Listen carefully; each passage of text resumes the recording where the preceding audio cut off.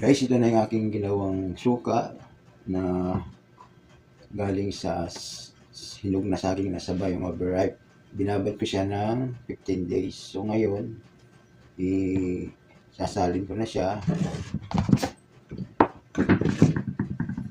Lagyan natin ang sasalain natin sa isang malinis na tela.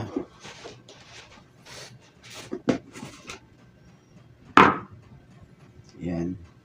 Ito na yung suka na ginawa ko galing sa saba. O, ayan. Dandahan lang.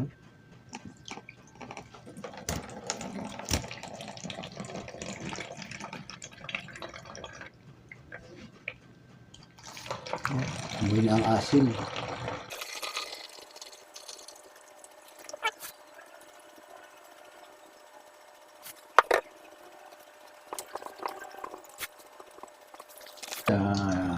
Halip na itapon natin yung saging na saba na sobra na sa hinog, overripe.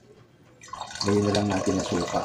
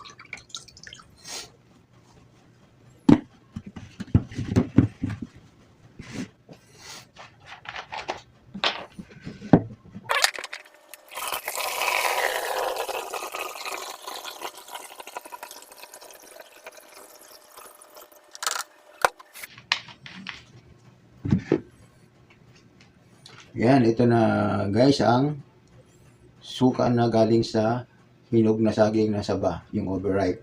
So, sa lip na itatapon natin yung mga na-overripe na saging na saba o kahit anong saging na hinog, gawin na lang natin suka.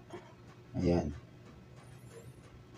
Suka na galing sa hinog na saging na saba. Ayan, meron na tayong suka, hindi tayo bibili ng suka. Thank you.